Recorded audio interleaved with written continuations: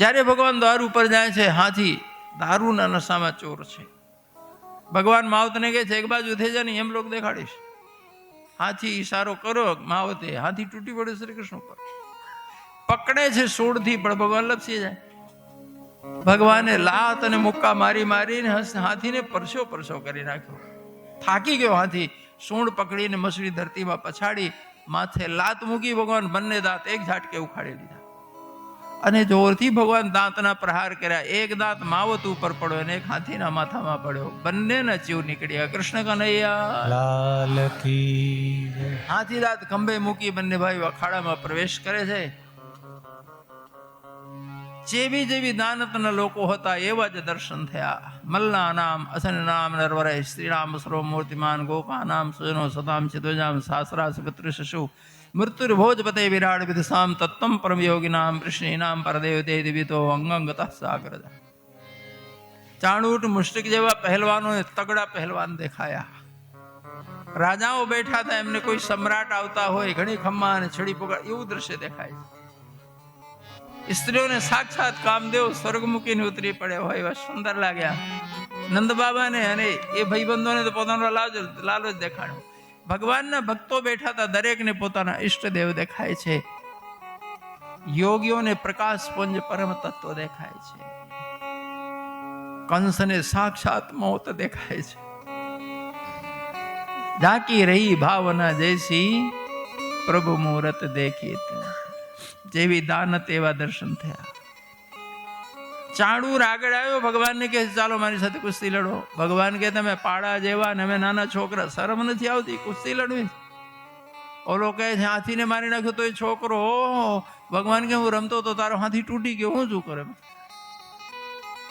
ચાણૂર કહે છે બહુ થઈ રાસલીલા જ મોત લીલા થશે તો દાઉભાઈ ખડખડાટ થશે.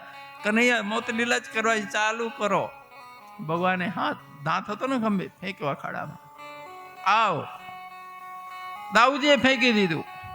ચાણૂર શ્રી કૃષ્ણ ઉપર આવ્યો અને મુષ્ટિક દાઉજી ઉપર આવી ગયો. નંદ બાબા ગભરાય કે જો ખબર હોત તો હું ન આવ્યો હોત, આ દુષ્ટો અમારા લાલાને મારશે.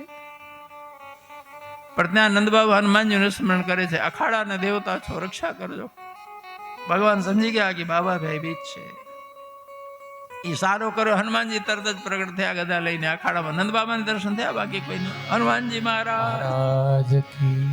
નંદ બાબા કહે પ્રભુ હાજરા હાજર છો, હવે મારા લાલાની રક્ષા કરો. થોડી વાર ભગવાન રમત કરી, ઉઠાપઠ કરી, પછી પકડી ઉપાડી ચાણૂરને ગોળ ગોળ ફેરવી ધરતીમાં પછાડતા માથાના ટુકડે ટુકડા થયા. તો દાઉજી મુષ્ટિકને પછાડીને આ રીતે જ પતાવી દીધું. સલ અને તોસલ એક સાથે શ્રી કૃષ્ણ ઉપર ધસી આવ્યા. ભગવાનને એક લાત મારી તો માથું ફૂટીને ગયું બહાર. બીજાને પગ પકડીને ફાડીને ફેંક્યો. ઊંટ દાઉજી ઉપર દોડીને આવ્યો તો દાઉજીને ફાડીને ફેંક્યો. લાશોના ઢગલા થવા લાગ્યા પહેલવાનોના. કંસે કીધું તો નગારા વડે જોરદાર બગાડતો, હુરાતન ચડે. અને પેલો આંખ મીચીને મંડ્યા તો બગાડવા. કંસ કહે મરી જાઓ, હવે આના બગાડો છો, બધા મરી ગયા. ડાગ્યા ફેંકીને જાય બધા. કંસ બૂમ પાડે છે સૈનિકોને, સેનાપતિઓને, મારી નાખો બ્રજવાસીઓને, આ દાઉને મારો, કૃષ્ણને મારો. ભગવાન કે મામા તારો વારો. એક જ ઠેકડો માર્યો મંચ ઉપર. કંસ તલવાર કાઢવા ગયો પણ કાઢવા મોકો ન મળ્યો. ભગવાને માથાના બાળ પરથી ઉચકી ધરતી ઉપર ફેંકો મંચથી. ભગવાન એની છાતી ઉપર કૂદ્યા.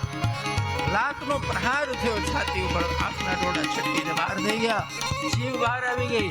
ભગવાન માથાના વાળ પકડીને ઢેડીને દેખાડ્યો કે કેવો કૃષ્ણ કનૈયા. કંસને બીજા 8 ભાઈઓ હતા, બધા દોડ્યા મારો મારો કરતા. દાઉજી લોહદંડ ઉપાડીને ફરી ભર્યા તો 8 ને એક એક ઘા મારતા ઉડાઈ દીધા. તમામ સેનાપતિઓ સૈનિકો હાથ ઊંચા કરીને ભગવાનની શરણાગતિ સ્વીકારી. પ્રભુ અમે આપની શરણ છીએ, કૃષ્ણ કનૈયા. આખી મથુરા જય જયકાર કરે છે પ્રભુની. ભગવાને સત્તાના સૂત્ર હાથમાં લીધા. સૌથી પહેલા દોઢ મૂકી જેલમાં ગયા. ઉગ્રસેન મહારાજને બહાર કાઢી, હથકડી બેડી તોડી. પછી પોતાના માવતરને બહાર કાઢ્યું, હથકડી બેડી તોડીને ફેંકી. બંને પ્રણામ કરીને ઉભા રહ્યા છે. પણ જન્મ પછી આજ સુધી મોઢું જોયું નથી માવતરે. કેમ ઓળખે કે કોણ છે? બંને હૂક લાકડીઓ, શરીરમાં કઈ રહ્યું જ નથી હાડપિંજર સિવાય. આ આ દશા જોઈને શ્રી કૃષ્ણ આંખમાંથી ગંગા જમુના વહે એમ ધારા વહી છે. પહેલા સુન્ન મુન ખડ્યા ઊભા છે બંને. બસ દેવદેવકી કંઈ બોલતા નથી. ભગવાન કહે છે, માં, મારું જન્મ આપની કોખે થયો એટલે આ દુર્દશા થઈ. ક્યારે રૂડું તારીશ? દીકરાને માફ નહીં કરો? આ શબ્દ બોલ્યા ત્યારે મૈયાને યાદ આવ્યું કે મારો લાલો આવ્યો. માતા પિતા બંને વળગીને રોયા, આંખોમાંથી અશ્રુધારા વહી. બંને દીકરાઓને ભીંજવ્યા છે. એ વખતે આખી મથુરા રોતી હતી આ દ્રશ્ય જોઈને. કેટલા વર્ષોનો વિરહનો અગ્નિ અંદર ધધકતો હતો. આજે જેમ વરસાદ પડે ને અગ્નિ શાંત થાય, એમ વસુદેવ દેવકીની હૃદયની પીડા શાંત થઈ. ભગવાન બંને લઈને મહેલમાં આવ્યા. પ્રધાનોને આજ્ઞા કરી, લાવો કંસનું મુકટ. ઉગ્રસેન મહારાજને સિંહાસનમાં બેસાડી ભગવાન રાજ તિલક કરી મુકટ પહેરાવે છે. ઉગ્રસેન ના પાડે છે કે ભગવાન કંસને મારીને આપ રાજ વિજયી થયા છો, રહેવા દો મને, આપ બેસો, આપનું છે. ભગવાન કે તમને જેલમાં પૂરીને એને ઝૂંટવી લીધો, હવે એને મારીને હું ઝૂંટી લ્યો તો મારા મને કંસમાં શું ફેર રહ્યો? એ પાપી ધરતીનો ભાર હતો એટલે માર્યો છે. મેં ગાદી ભોગવા માટે નથી માર્યો. ગાદી તમારી હતી, તમારી જ રહેશે. ભગવાન હું હવે વૃદ્ધ થયો છું, હું રક્ષા નહીં કરી શકું સામ્રાજ્યની. ભગવાન કહે ચિંતા છોડો, હું કરીશ. એમને જ બેસાડી દીધું. પણ લોકો જય જયકાર તો શ્રી કૃષ્ણ જ કરે છે મથુરામાં. હવે નંદ બાબાને ખબર પડી જન્મ દેનારા માતા પિતા લોકો છે. ભગવાન પોતાના મિત્રો નંદ બાબાને વિદાય દેવાયા. બાબા પાછા જાઓ. નંદ બાબા ખૂબ રડ્યા છે. કનૈયા, ખાલી હાથે જાઉં, એકલો જાઉં? શું સમજાવીશ તારી માતાને? મિત્રો બધા રોય છે ભગવાનને વળગીને. કનૈયા, હવે કોઈ દે અંબાડી સમને? બધાને ખબર છે આવડું મોટું સામ્રાજ્ય હવે બધું કનૈયાનું જ છે. બધાને આશ્વાસન આપે છે કે કંસને મારતા મારા એટલા શત્રુઓ ઉભા થયા છે, કલ્પના નથી આપને. જો હું વ્રજમાં હું તે લોકો ત્યાં હુમલો કરે અને નિર્દોષ પ્રેમાળ વ્રજવાસીઓ પીસાઈ જાય. બાબા, નહીં અવાય મારાથી, ઉચિત નથી કે હું વ્રજમાં હું. સમયની રાહ જો, પરિસ્થિતિ બદલાશે તો હું અવશ્ય આવીશ. સમજાવજો બધાને, મૈયાને સમજાવજો. વિદાય આપી બધા આંસુ ભાવતા નીકળી ગયા. હવે બંનેના યજ્ઞોપવિત સંસ્કાર થયા.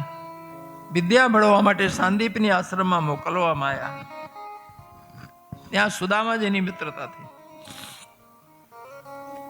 થોડા સમયમાં બંને ભાઈઓ તમામ વિદ્યાઓમાં પારંગત થયા. સાંદીપની મહારાજના ગુરુકુલમાં 14 વિદ્યાઓ અને 64 કળાઓનું શિક્ષણ ચાલતું હતું. 78 ફેકલ્ટીઓ. સામાન્ય શાળા નથી, વિશ્વવિદ્યાલય હતું, યુનિવર્સિટી હતી. ગુરુ મહારાજ એકવાર પ્રભાસની યાત્રામાં આવ્યા હતા. એમનો એક જ દીકરો હતો.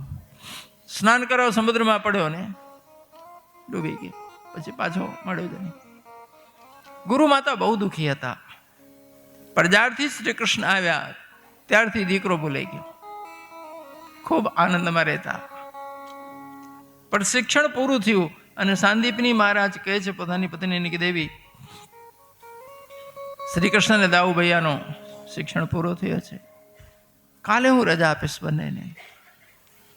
ગુરુ માતા રડે છે. પોતાના પતિને કહે છે સાંદીપને થોડા દિવસ હજી રોકી લો ને. કે કેમ? કે જ્યારથી ગોવિંદ આયા મને દીકરો ભૂલાઈ ગયો હતો, હવે જતા રહેશે, ફરી મારા ઈ દાડા આવશે. શ્રી કૃષ્ણ જશે મને નહીં ગમે. તો સાંદીપની મહારાજ કહે છે દેવી ધન્ય છો, આટલો પ્રેમ ગોવિંદ ઉપર કૃષ્ણ. ખરેખર ભાગ્યશાળી જો તમને ભક્તિ મળી ભગવાનની. ઓળખતા નથી ને જેને એટલું પ્રેમ કરો છો એ સ્વયં નારાયણ છે દેવી. એને રોકી શકાય નહીં. ધરતીનો ભાર ઉતારવા આવ્યા છે. સાંદીપને સ્પષ્ટ કર્યું કે દેવી એ સ્વયં નારાયણ છે. મારા ધન્ય ભાગ, હું ગુરુ બનીને પ્રભુની શિક્ષા આપી શકું.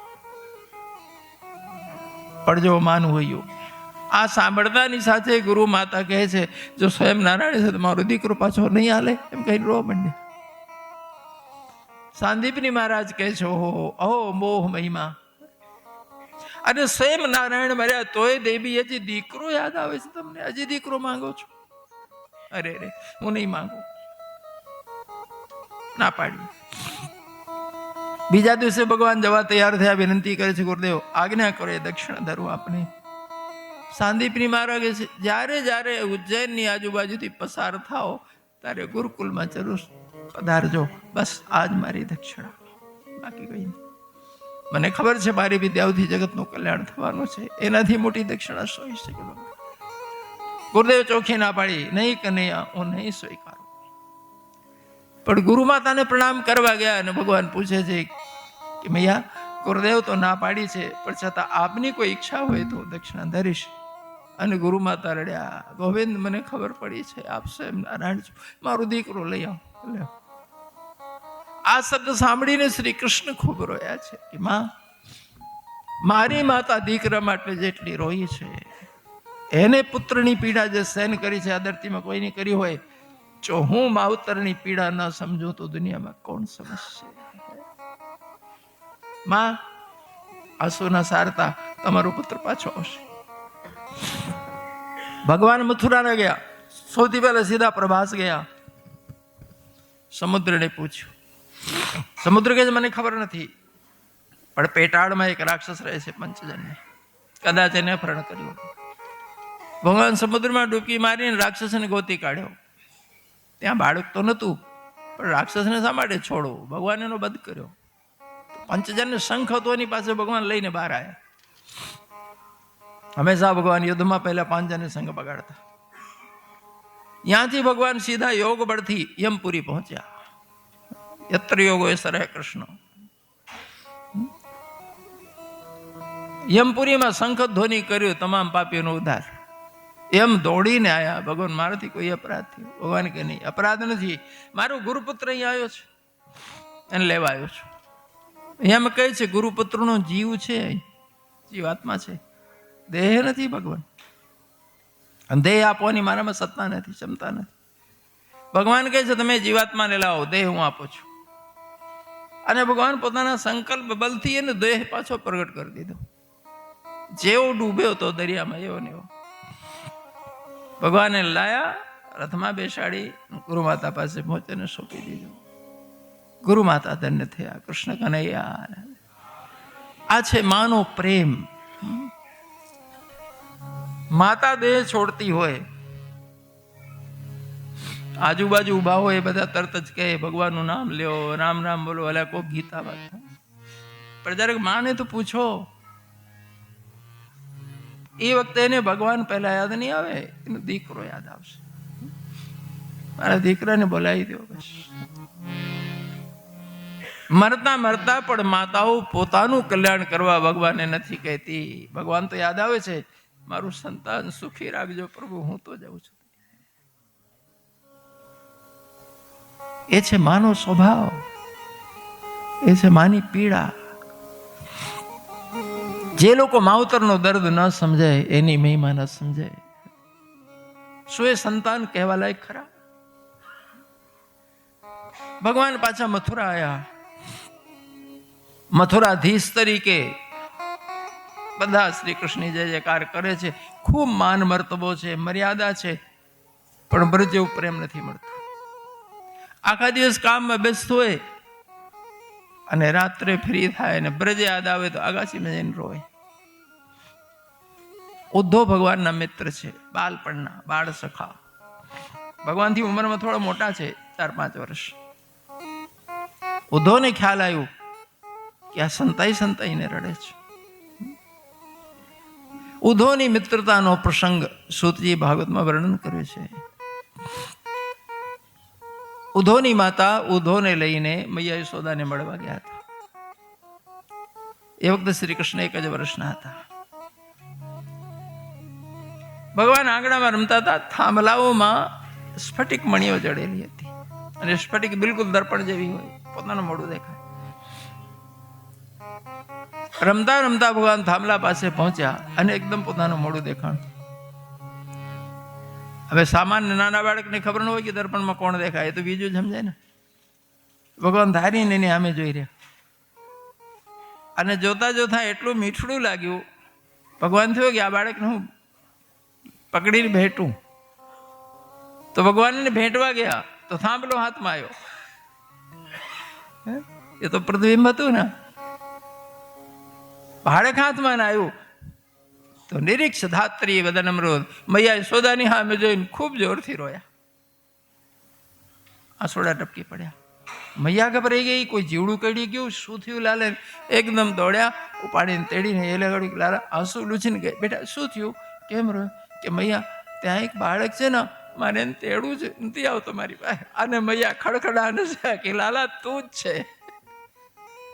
એ વખતે ઉદ્ધવની માં પણ ખૂબ હસ્યા. ઉદ્ધવ ઉભા ઉભા જોઈ રહ્યા હતા પ્રભુની છબીને. એમનું મુખારબિંદ પણ જોતા હતા અને દર્પણમાં મુખડો દેખાતો એ પણ જોતા હતા. બસ એ પહેલો ક્ષણ. અને ઉદ્ધવ તે દિવસથી ભગવાનને પોતાના હૈયામાં બસાયો. મારો મિત્ર માત્ર કનૈયો, બીજો કોઈ. એ ત્યારની મિત્રતા છે. આદાત કામ સ્થલા તદલાભ ખેદા નિરીક્ષ ધાત્રી વદનમ્રોધ. ઉદ્ધવ એક દિવસ પૂછે છે ભગવાનને કે ભગવાન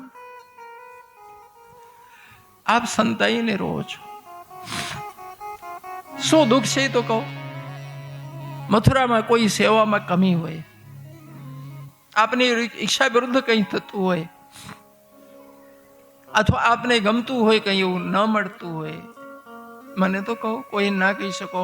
આપ મારા અંતરંગ મિત્ર છો, આપ સિવાય મારો કોઈ મિત્ર નથી. કોઈને નો કહેવાય, મિત્રને કહેવાય. બ્રહ્મન તો કહો. અને ભગવાન રડ્યા છે. ઉદ્ધવ શું કહું, રડતો નથી, બધા મને રડાવે છે. કોણ રડાવે છે? આપ.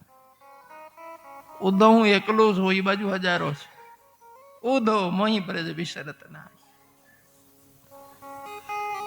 શરૂઆત કરી મૈયાજી, બાબા મારી ગાયો, મારા બાળ સખાઓ, બ્રજની ગોપીઓ. અરે ઉદ્ધવ હું જ્યારથી નીકળ્યો ને, બ્રજની લતાઓ અને બ્રજના વૃક્ષો કળમાઈ ગયા છે. એમને મારું પ્રેમ છે એમ કહીને ભગવાન રોય. તો ઉદ્ધવ સમજાવે છે ને ધીરજ બંધાવે છે કે ભગવાન આમાં રડો છો શું કામ? ચિઠ્ઠી લખો, સંદેશો મોકલો, તમારું સમાચાર એમને મળશે, ત્યાંથી જવાબ આપશે, આપ વાંચો. રડવાનું હોય તો ભગવાન કહે છે ઉદ્ધવ તું એમ માને છે કે મેં પ્રયાસ નહીં કર્યો હોય, પણ ચિઠ્ઠીમાં શું લખું? મારી ખોટ પૂરે એવો શબ્દ તું બતાવીશ કે મૈયાને મારી ખોટ પૂરી કરી દે. હું ન જાઉં અને માત્ર કાગળમાં શબ્દ લખીને મોકલું. મૈયા મળેલા નથી. સીધા સાથે છે મૈયાને. મેં કીધું તું મૈયા હું આવીશ.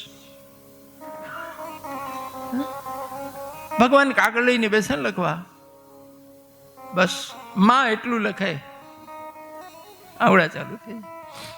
કાગળ પલળી જાય પણ શબ્દો જડે. સાચો પ્રેમ શબ્દમાં કોઈ દિવસ પેક થતો નથી. સંસારની વસ્તુઓ પેકિંગમાં પેક થાય. પ્રેમ એવું પદાર્થ નથી કે કોઈ શબ્દની પેટીમાં પેકિંગ કરી શકાય. અને જે બહુ લચ્છેદાર શબ્દો હોય છે, અહીંયા બહુ ભરોસો કરવા જેવું નથી હોતું. સાચો પ્રેમ નિઃશબ્દમાં લઈ જાય છે, જ્યાં શબ્દો ખલાસ થઈ જાય છે. જોવા જઈએ મગજ દોડતું હોય અને લક્ષેદાર શબ્દ ગોઠવાઈ જતા હોય તો બહુ સાવધાન રહેવાની જરૂર છે. ભગવાન ઉદ્ધવને કહે છે ઉદ્ધવ તને મારી ચિંતા થાય છે તો તું એમ કર, મારો સંદેશો લઈને તું પોતે જા. તું જ્ઞાની છે, બૃહસ્પતિજીનો શિષ્ય છે. તું જો બધાને જ્ઞાન ઉપદેશ કરે, લોકોને વૈરાગ જાગી જાય, મને ભૂલી જાય, પછી હું નહીં રહું. તો ઉદ્ધવ કહે છે કનૈયા ગમાર ને અભણ લોકો મારા જ્ઞાનને સમજે કરે. ભગવાનને થયું ક્યારે વિદ્યાનું હમ છે. ભગવાન કે ઉદ્ધવ અભણ હશે, ભોળા હશે, મૂર્ખ નથી હો. તું એટલું તો વિચાર, જે લોકો માટે મારું હૈયું રડતું હોય એ બધા મૂર્ખ હશે. ઉદ્ધવ હવે તું જરૂર જા, મારી આજ્ઞા છે, જા. અને ભગવાન મોકલે. જો જ્ઞાનનો અહંકાર હોય તો મારા મિત્રનું પતન થાય. ભક્તિનો સ્વાદ એને નથી મળ્યો કદી જીવનમાં, હવે મળશે અને મોકલ્યા. ગચ્છ ઉદ્ધવ વ્રજમ સૌમ્ય પિતૃનોપી રીતમાવાય ગોપીના મદ વિવાધે મત સંદેશે વિમોચે તામનસ્કા મત પ્રાણા મદર્થે તક્ત દહિકા મામેવ દહિતમ પ્રેષ્ઠ મહાત્માન મનસાગતા. ભગવાન કહે છે ઉદ્ધવ, એ ગોપીઓના તન મન અને પ્રાણ એ મારા તન મન પ્રાણ છે. તો હવે જુદો ન સમજતો ગોપીઓને મારા સ્વરૂપથી, એમનામાં હું સમાયેલો છું, એ બધા મારામાં સમાઈ ગયા છે. જ્ઞાનમાં અભેદનું પ્રતિપાદન કરવામાં આવે છે. દુનિયામાં કોઈ ભેદ નથી, બસ એક જ તત્વ છે. સર્વમ ખલવેદમ બ્રહ્મ. એક જ બ્રહ્મ સત્તાથી આખો વિશ્વ દેખાય છે. ઘણાને સમજાતું નથી, એક જ બ્રહ્મ સત્તાથી આખું જગત કઈ રીતે નિર્મિત થાય. અહીં તો ઘણી બધી વસ્તુની જરૂર પડે છે ત્યારે જગત નિર્મિત થાય. અરે સીધા 5 ભૂત દેખાય છે. આપણા સાહિત્યમાં 5 ભૂત બતાયા: પૃથ્વી, જળ, તેજ, વાયુ, આકાશ. મોટા મોટા. પણ વૈજ્ઞાનિકો જયારે મથવાનું શરૂ કર્યું કે ધરતીમાં કેટલા તત્વો છે, તો પૃથ્વીમાં જે પરમાણુઓ ગોત્યા જુદા જુદા 112 નીકળ્યા. તો કોણ કહે છે પંચભૂત થી જગત નિર્માણ થયું છે? બધાના પ્રકાર જુદા છે. પરમાણુ એટલે શું સમજો છો? બધા પરમાણુની જ્ઞાતિ એક હશે એમ? અરે પરમાણુ તો સાધારણ બારૂદનો, આ પોટાશનો હોય કે નહીં? એમાંય ધડાકો થાય. પણ યુરેનિયમનો જો ત્યારે ધડાકો થાય ત્યારે તમે બારૂદથી ગમે એવડો મોટો બમ બનાવો, અરે એના કરતા ખતરનાક છે જ્યારે હાઇડ્રોજનના અણુઓ ભેગા કરો, હાર્ડ વોટર.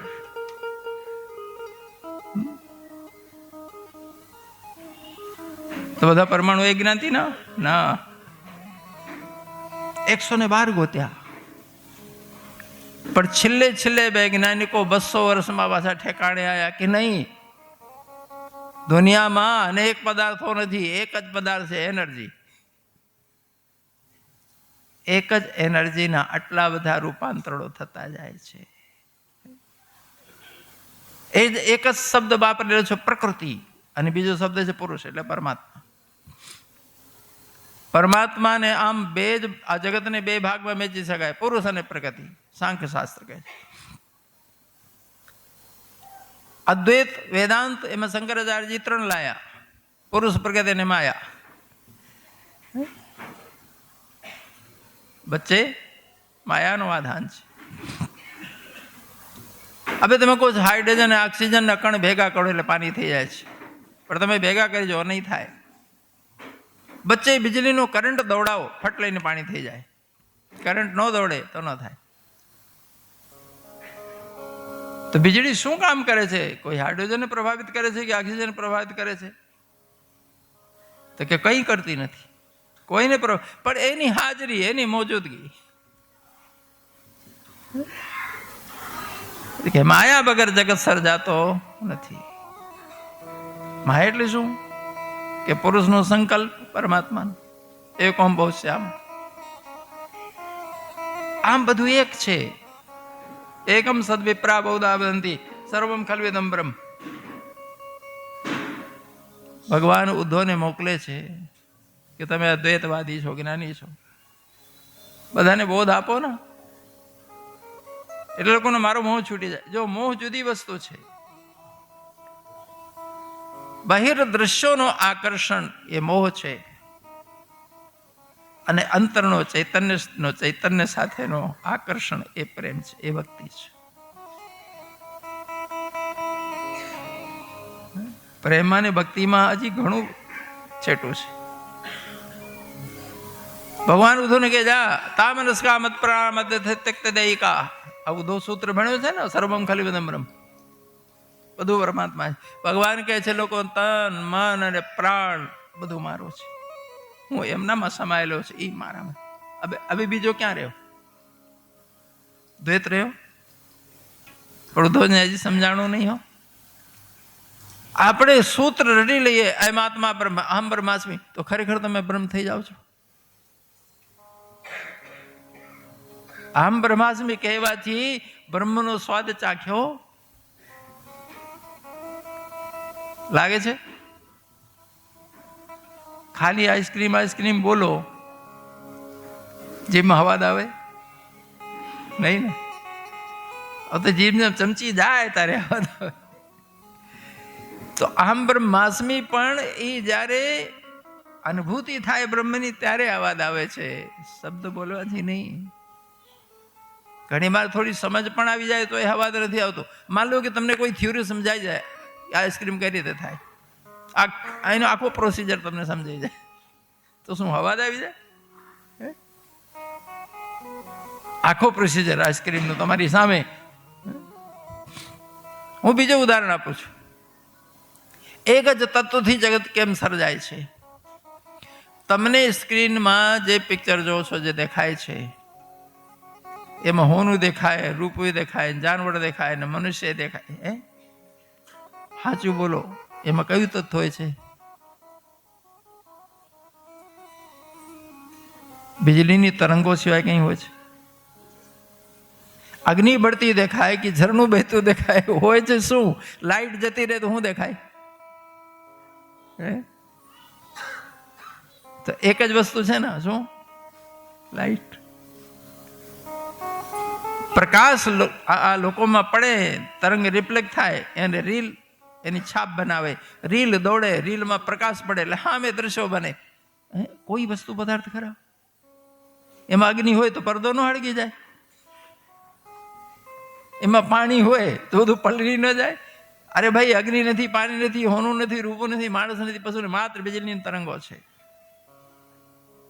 જેમ એક વિદ્યુત તરંગથી તમને એટલો અદ્ભુત સંસાર આખો દેખાય છે દોડતો, એમ એક જ ઉર્જાથી, એક જ પ્રકૃતિથી આ જગતના 84 લાખ રૂપો દેખાય. આજે ભગવાન સીધે સીધું કહે છે, તામનસ્કા મત પ્રાણા મદર્થે તક્ત દેહિકા. ઉદ્ધવ મારા માટે જન્મ્યા છે ને મારા માટે મરી જાય એવા છે લોકો. જાઓ, સૌથી પહેલા મારી માને મળજો. ઉદ્ધવ ગયા, વિસ્તારથી વર્ણન કરવાનો સમય નથી, 3 કલાક જોઈએ. જતાની સાથે મૈયા યશોદાના આહુડા જોયા. કનૈયાનો લાભ ભૂલાતું નથી મૈયાથી. સતત મૈયાના લોગડા પીરા હોય. ત્યાંથી ઉદ્ધવનો આખો જ્ઞાન ઓગળી ગયો. નંદ બાબા ભી દાદ કરતા કરતા ઉદ્ધવ પોતે રોવાનું શરૂ કર્યું. અને જ્યારે ગોપીઓને મળ્યા, રાધિકાને મળ્યા, ત્યારે તો ઉદ્ધવ પોતાનું ભાન ભૂલી ગયા. 2-4 દિવસ માટે ગયા હતા સંદેશો દેવા, 6 મહિને પાછા આવ્યા. બ્રજની કુંજોમાં રખડે, કદમ નીચે બેઠા હોય, અવધૂત થઈ ગયા. આ બ્રજની ભક્તિ. પાછા જ્યારે આવે છે ત્યાંથી તો ભગવાન એકદમ કાલા ઘેલા થઈને દોડ્યા. ઉદ્ધવનો રથ જોયું અને દોડતા ગયા. ઉદ્ધવ, ઉદ્ધવ કેમ છે મારી માં? બાબા, મારા મિત્રો. અને ઉદ્ધવ ખીજાણા, મિત્ર છે ને, ઠપકો આપ્યો. સાચા પ્રેમી એ લોકો છે, તમે ઢોંગી છો, ખોટા છો, એમ કઈ રોવા માંડ્યા. ભગવાન કે શું થયું તને? કે પ્રભુ, આપ સાચા પ્રેમી નથી, નહીં તો મને ન મોકલ્યા હોત, આપ પોતે ગયા હોત. સાચા પ્રેમી તો એ લોકો લાગે, એમ કઈ રોતા જાય. ભગવાન કે તે વખતે કહેતો ચિઠ્ઠી લખો, સંદેશ મોકલો. પ્રભુ, મારી ભૂલ થઈ. હવે હું ભક્તિની મહિમા સમજી શકું છું. ઉદ્ધવ કહે, પ્રભુ મેં વચન આપ્યું છે લોકોને, એક બાર કન્યાને લાઈન દેખાડીશ. પ્રભુ એક બાર તો જાઓ. ભગવાન ખડખડાને છે, મૂર્ખ, તું શું સમજે છે? હું મથુરામાં છું. વૃંદાવન પ્રત્યે પાદમાં એક મારું વાતમાં વૃંદાવન છોડીને એક ડગલું બહાર નથી નીકળતું. એટલે ગોપીઓમાં ઝાડમાં ને પાનમાં ને યમુના ધારમાં ને કદમમાં બધે શ્રી કૃષ્ણ રમતો દેખાય હંમેશા. ગોપીઓ વૃક્ષ સાથે વાત કરે, યમુનાજી સાથે વાત કરે. હે કનૈયા, થાકી ગયો છે, હાલ હવે, આમ બોલે. ભગવાન હસે છે કે તું હું માને છે મથુરામાં છું, મથુરામાં મારું પ્રતિબિંબ દેખાય છે, તને હાચો તો હું ત્યાં જ છું. ભગવાન ક્યાં રહે છે? ભક્તોના હૃદયમાં. હૃદય સહેજ તિષ્ઠતી. ખરેખર ભગવાનને જો જોવું હોય તો હૃદયમાં જ જોવાય. બુદ્ધિમાં તર્ક થાય, બુદ્ધિમાન લોકો તર્કથી સંતોષ થાય, પણ ભક્તોને તર્કથી સંતોષ થતો નથી. અનુભૂતિ જોઈએ, અને અનુભૂતિ તો હૃદય આપે, પ્રેમ આપે. હૃદય વગર કદી કોઈ વ્યક્તિ તૃપ્ત થઈ શકતું નથી.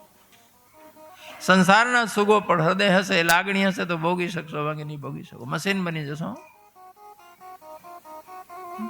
એક વાર નારદજીએ પૂછ્યું કે પ્રભુ ઘણી વાર કટોકટી હોય છે, એમરજન્સીમાં અમારે ક્યાં ગોતું તમને? તમે તો અણુ અણુમાં રહેનારા, બધે વ્યાપક થનારા. તો જયારે એમરજન્સી આવે ત્યારે ખાસ વધારે પડતા ક્યાં ટકો છો? કહો. દરેક વ્યક્તિની ખાસિયત હોય. હો, વધારે પડતા એક જગ્યા મળે, ખાસ જગ્યા હોય ત્યાં વધારે પડતા હોય. અમુક લોકોને કહે ફલાના પાન ગલ્લે જ હશે. હો, પેલો વડાલાની ઓટલે જ હોય. હો, નવરો પડેલી જ બે. તો નારદ પૂછે તમારું ઠેકાણું ક્યાં અસલી? તો કે નાહમ બસામી વૈકુંઠે યોગિના હૃદય ન ચા મદ ભક્તા યત્ર ગાયંતી તત્વ તિષ્ઠામિ નાર. મારા ભક્તો જ્યાં પુકારતા હોય છે ત્યાં જઉં છું. નથી વૈકુંઠમાં બહુ ટકતો, કે નથી યોગીઓની બહુ સમાધિમાં, કે નહીં બ્રહ્મ જ્ઞાનમાં, પણ મારા ભક્તો જ્યાં ગાતા હોય, પુકારતા હોય ત્યાં મારો ઠેકો છે. ઉદ્ધવ યાત્રા વર્ણન કર્યા પછી સુખદેવજી મહારાજ કહે છે ભગવાન કંસને માર્યો ને એ વખતે સત્તાના સૂત્ર જ પોતાના હાથમાં લીધું હતું. કંસની મામીઓ છે અસ્તિને પ્રાપ્તિ, બંને જોડકી બહેનો છે. જરાસંધની દીકરી, જરાસંધની રાજધાની ગઈ પટના, ભૂતકાળનો પાટીલ પુત્ર, અને એ પહેલાનું મગધ કહેવાય. મગધની હતી, મગધ નરેશ જરાસંધ. ભગવાન એ વખતે ખાલી એટલા સમાચાર આપ્યા હતા રનિવાસમાં કે કંસનું મૃત્યુ થયું. શું થયું, કઈ રીતે મર્યા? મામીઓ રોતી હતી. ભગવાન મામીઓને છાની રાખવા ગયા. બહુ નટખટ છે. હું રોતા રોતા ગયા, આંસુ લૂછતા જાય, રોતા જાય. મામી મામી, હું તો મામાને મળવા આવ્યો તો મામાને અટેક આવી ગયો, મામા જતા. તે મામીઓ રોતી રોતી દોડી, લાલા રડશો નહીં, સંસાર છે, જે આવે એ જાય. કે હા મામી તમે નો રોતા. છાની કરી દીધી. હું બીજા જ દિવસે ખબર પડી કે આને જ માર્યો છે. તે બંને પોતાને પેર જતી રહી, પોતાના બાપાને ફરિયાદ કરી, કૃષ્ણે મારા પતિને મારી નાખ્યો. જરાસંધે 23 અક્ષોની સેના ભેગી કરી મથુરા ઉપર આક્રમણ કરી દીધું. બંને ભાઈઓ પોતાની યાદો સેના લઈને હામાં થયા. બધી સેનાનું કચરઘાણ બોલાવી દીધું. એકલો જરાસંધ બચ્યો.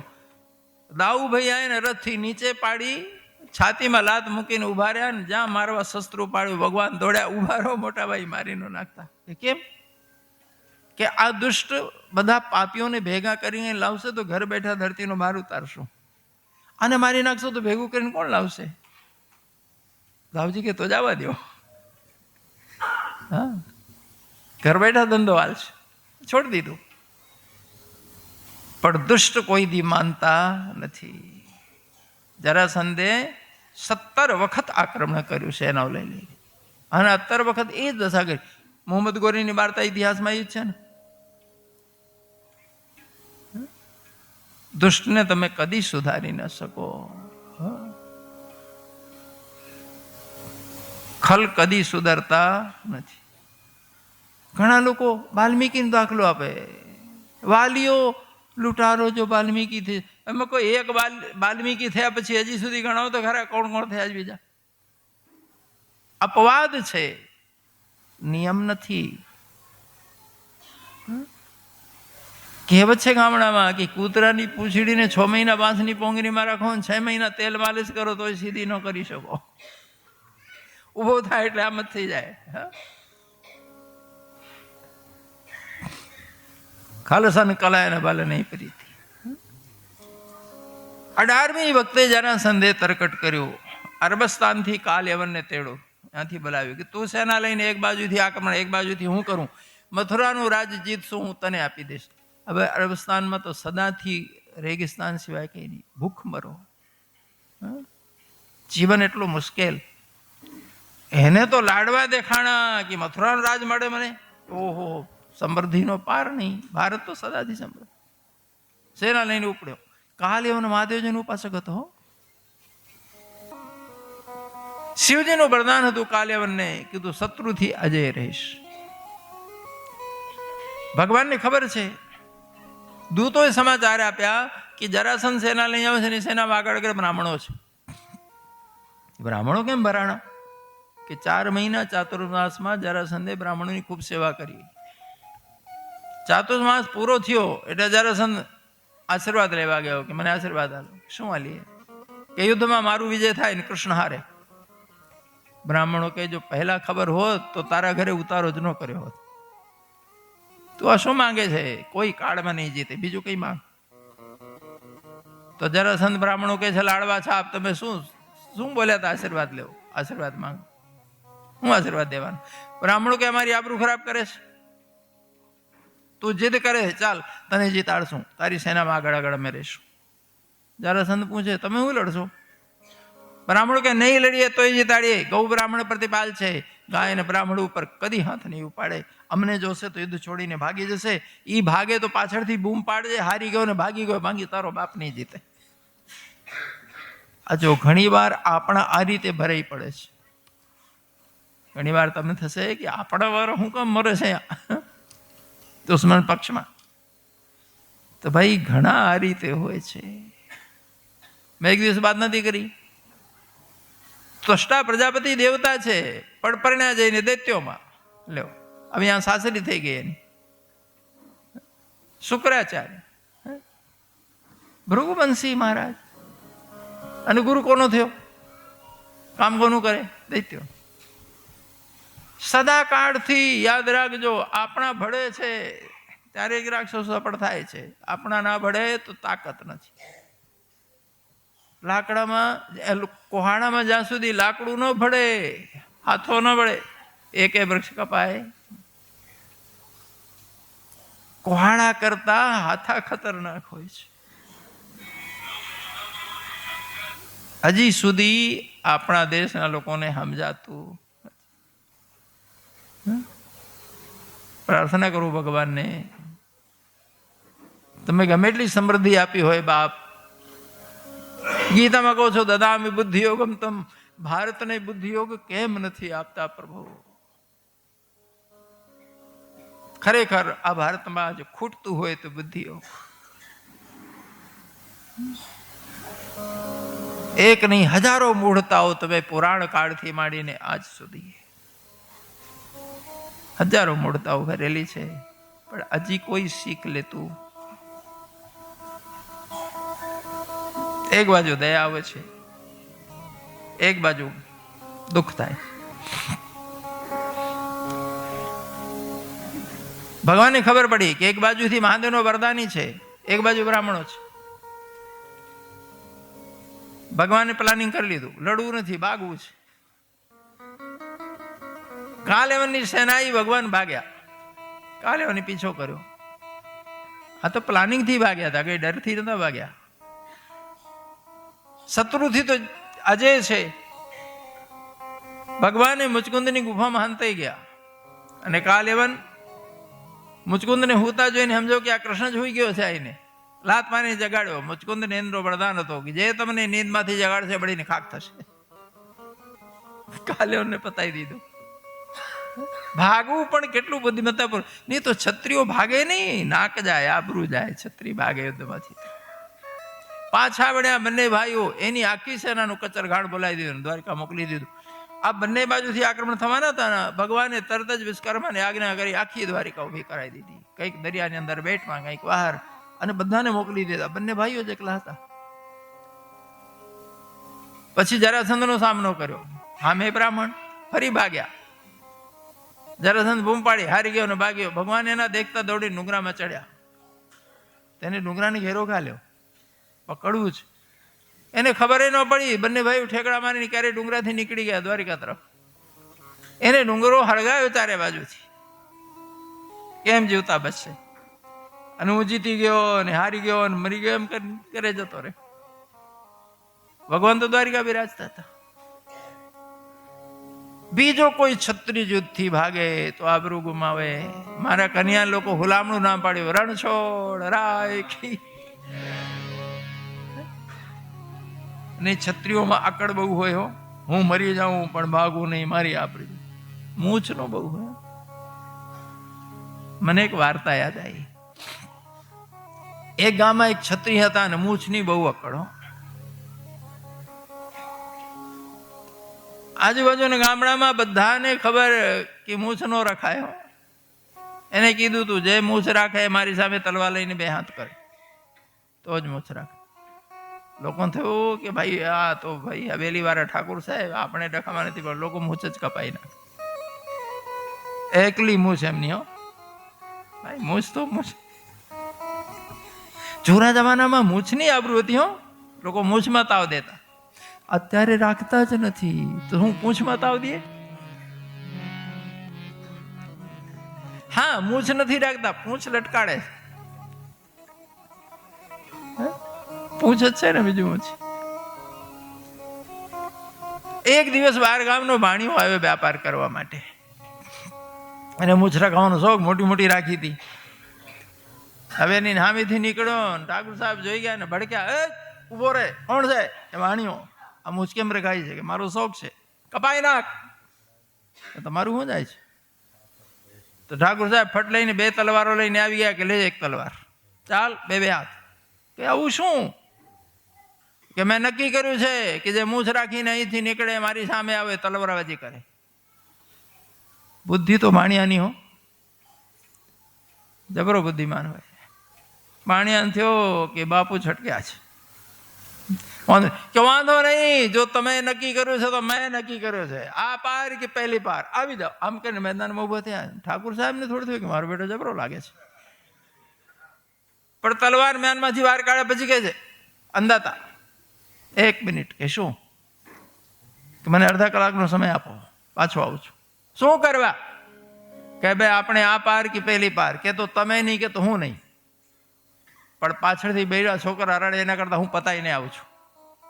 હે જા. ઠાકુર સાહેબ છૂટ આપી અને પેલો તલવાર લઈને ભાગ્યો. ઠાકુર સાહેબ વિચાર કરે છે કે ભાણિયો થઈને જો બધા પતાઈને આર પાર ની કરતો હોય તો આપણે તો છત્રી. તો ઠાકુર સાહેબ ઘરમાં પહોંચ્યા અને બધાને પતાવી દીધા. તલવાર લઈને આવીને બહાર ઉભા રહ્યા. પણ ભાણિયો દોડીને ગયો વાણંદની દુકાનમાં કે જલ્દી કર, આ કાઢ. ઉપાધિ થઈ છે. તે શેઠ તો મૂછો કઢાઈને આયા. આવીને તલવાર પગે મૂકીને કે અંદાતા હું તમારી ગાય. આટલા બાળ ખાતર કઈ માથું કાપવાનું હોય? ઠાકુર સાહેબ છાતી કૂટ્યું કે મારા બધા મારી નાખ્યા. કે તમારા તમે જાણો, હું ભાણ્યો.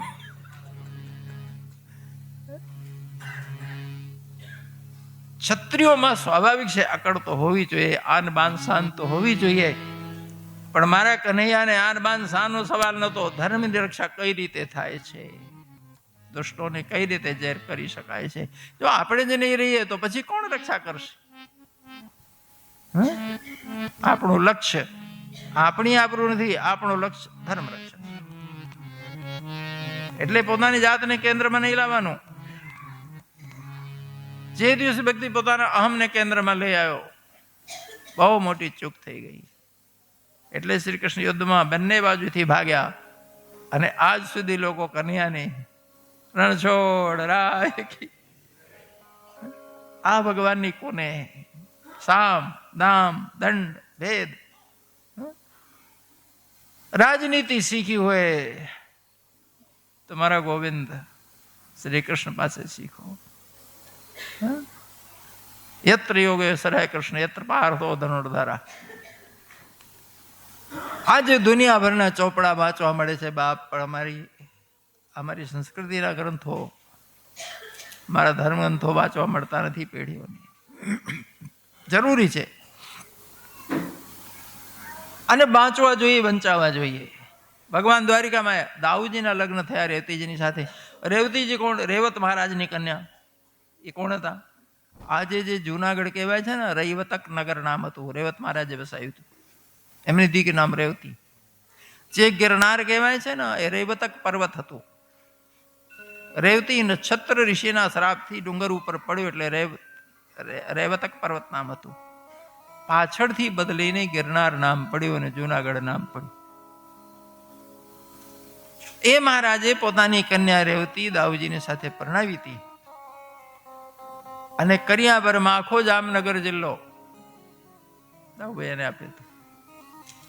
એટલે જયારે બંને બાજુથી હુમલો થયો, 18 યુદ્ધ થયા મોટા મોટા, ભગવાનને થયું કે હવે મારે બ્રજ છોડવું જોઈએ. અહીંની પ્રજા યુદ્ધોથી થાકી ગઈ છે, મારા લીધે અહીંયા જ હુમલા થાય છે, હવે મારે કોઈ સુરક્ષિત બીજો ગઢ બનાવવો જોઈએ. એટલે ભગવાને વિશ્વકર્માને આજ્ઞા કરી દ્વારિકાનું નિર્માણ કરાયું. એક બાજુથી આખું સમુદ્રની સુરક્ષા, એક જ બાજુ રહ્યું ને. અહીં તો ચારે બાજુથી ઘરે જતા. મહત્વના ઠેકાણા હાય એ બેટમાં, દરિયાની અંદર. બાકીની પ્રજાની બસ્તી ગોમતી દ્વારિકામાં. એ રીતે ભગવાન દ્વારિકા પસંદ કરી હતી. એ કરિયાવરમાં મળેલું છે. ભગવાનને થયું મોટા ભાઈનું પત્યું, હવે આપણો વારો આવ્યો. કુંડિનપુર નરેશ મહારાજ ભીષ્મકના 5 પુત્રો પછી સૌથી નાની દીકરી રૂક્ષ્મણી મહારાણી, પ્રખર વિદ્વાન, અતિ સુંદર સ્વરૂપ, સ્વયં લક્ષ્મીજીના અંશ છે. એક બાર નારદજી મહેલમાં પધાર્યા છે. નારદજીને પૂછે છે મહારાણીજી કે મહારાજ આખી દુનિયામાં ફરો છો, મારું જોડું ક્યાંક બતાવો. તો નારદજી ખૂબ વિચાર કરીને કહે છે આપનું જોડું તો દ્વારિકાધીશ સાથે જ જામે, બાકી ધરતીમાં કોઈ મને દેખાતું નથી. રૂક્મિણી પૂછે છે શું ખાસિયત છે મને કહો તો ખરા. જેને જીવન સાથી બનાવવું હોય એનું પૂરું પરિચય જાણવું જોઈએ. જો આનું નામ વિદ્વતા, બુદ્ધિમત્તા. જીવન સાથી પસંદ કરે દીકરીઓ, અને જે માણસની કક્કા બારા ખડી કઈ ખબર ન હોય, તમે એના જાળમાં ફસાઈ જાઓ. હું વાર કહું છું, અત્યારે જે રીતના કાનૂનો છે, જે રીતની પિક્ચરો દુનિયા જમાના, બહુ મુશ્કેલ છે છોકરાઓને બચાવવા. પણ એટલું તો ચોક્કસ છોકરાઓને બોધ આપો, એટલું જ્ઞાન આપો, ગમે એવી મિત્રતા થાય, જો મારા આખા કુટુંબ પરિવાર સાથે સામાનો આખો કુટુંબ પરિવાર પરિચિત નહીં હોય તો જીવન સાથી પસંદ નહીં કરી. હું માનું છું જાત પાતનો ભેદ છોડી દો, પણ એટલું તો તમારા કલ્યાણ માટે, તમારી જિંદગીની સુરક્ષા માટે, તમારા ભવિષ્ય માટે એટલું તો નિશ્ચિત હોવું જોઈએ કે સામસામા બંને પરિવાર, બંને કુટુંબો એકબીજાના આખા પરિવારને, કુટુંબને ઓળખતા હોવા જોઈએ. આટલું ન કરી શકીએ આપણે સંતાનોને, આટલું સંદેશ ના આપી શકીએ આપણી પેઢીને. કુંડળીમાં ભાંગે છે, આખું ભોપાડું થાય તારે ખબર પડે માવતરને.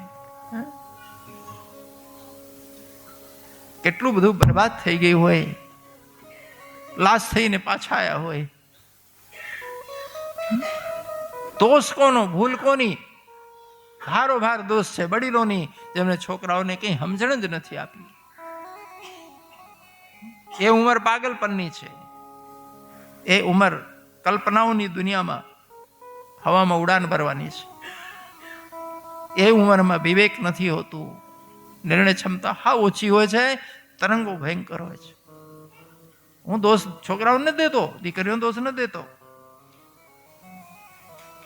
કોઈ પ્રાઇમરી, કોઈ હાઈસ્કૂલ, કોઈ કોલેજ, કોઈ યુનિવર્સિટી, યાદ રાખજો, કદી આ બોધ નહીં આપે. ત્યાં તો રાક્ષસો બેઠા છે મોટા મોટા. આ ફરજ છે માવતરની, સ્વજનોની. આટલું ભાન તો હોવું જોઈએ આપણા છોકરાઓને કે બે ઘડી રમકડે રમવા નથી જતા, જીવનનો નિર્ણય કરીએ છીએ. આખી જિંદગીનો સવાલ છે, અમારી આબરૂનો સવાલ છે, ભવિષ્યમાં અમારી સંતાનોનો સવાલ છે, અમારા મા બાપની આબરૂનો સવાલ છે. અમારું જીવન કઈ રીતે સુખી અને આનંદિત રહે એવો જીવન સાથી જોઈએ કે નહીં?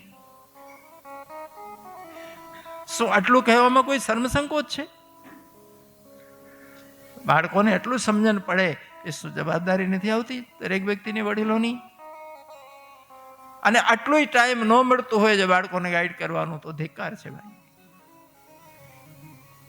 મળવું જ જોઈએ. આ મહારાણી રૂક્ષ્મણીજી નારદજીને કહે છે, મહારાજ આખું પરિચય આપો. તમે કહી દીધું એટલે હું માની લઉં. અને નારદજી મહારાજ શ્રી કૃષ્ણનો આખો જીવન પરિચય રૂક્ષ્મણીજીને આપે છે. આખું ચિતાર. તમને આશ્ચર્ય થશે, હરિવંશ વાંચો. આખી કથા સાંભળ્યા પછી રૂક્ષ્મણીજી હસતા હસતા મીઠો ઠપકો આપી નારદજીને કહે છે, લાગે છે તમે એના એજન્ટ છો. નારદજી ખડખડાટ છે, કેમ તમે એવું આક્ષેપ કર્યો મારા ઉપર? તો કે બધું હારું હારું જ બોલ્યા છો, મિસ્ટેક તો કઈ આવી જ નથી. શું માનો છો જગતમાં કોઈ એવું હોય કે એમાં મિસ્ટેક ના હોય? જો આનું નામ બુદ્ધિમત્તા, આનું નામ વિવેક. કેમ બધું હારું હારું જ બોલે? 100 ટચ સોનાથી કોઈ દી ઘરેણું ગણાય છે? તમે લગડી લાયા હો તો 100 ટચ ની હોઈ શકે, પણ ઘરેણું દેખાવે સુધી તો લોકો 100 ટચ નું છે તો ભરોસો ના કરતા. ઢાળાનું હોય તો થઈ જશે, ઘડેલું નહીં હોય, યાદ રાખજો. 100 ટચ નું ઢાળી શકાય છે, પણ ઘડતર ભેગ વગર હોય. નારજી કે માની ગયો આપને.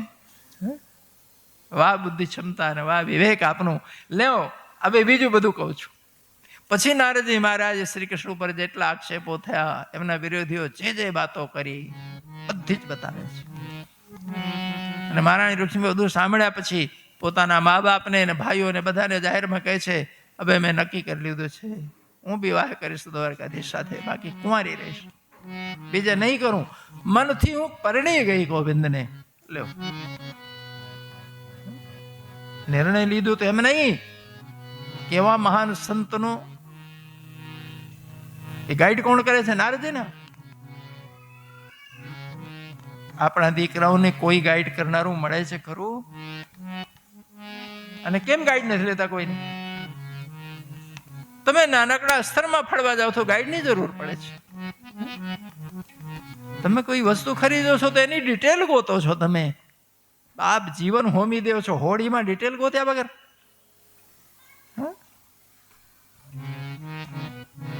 ચોક્કસ ભાગવત સાંભળવા બે છોકરા એમ કહેજો.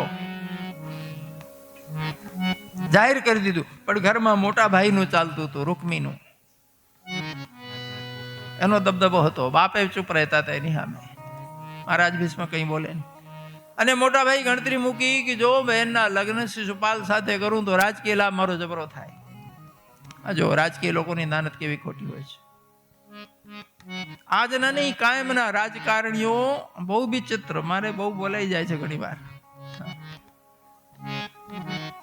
એના નિજી સ્વાર્થ માટે મા બહેન દીકરી બધું વેચી મારે છે લોકો. દેશ વેચી મારે છે, દેશની સુરક્ષા વેચી મારે. પ્રજા જો સજાગ ન રહે તો જવાબદાર પ્રજા થાય. પ્રજાતંત્ર યાદ રાખજો. લોકો પૂછે છે નેતાઓને સજા કેમ નથી થતી, આટલા બધા ભ્રષ્ટાચાર? ન થાય. તમે જવાબદાર છો, તમે બેસાડો છો, તમે દેશના માલિક છો, તમારી પસંદગી છે. એ તો પ્રતિનિધિ તમારો. કદી નહીં થાય. દુનિયાની કોઈ કોર્ટ સજા નહીં કરે. તમાશા થશે, કેસ ચાલશે, જામીનમાં છૂટશે, પતી ગયું.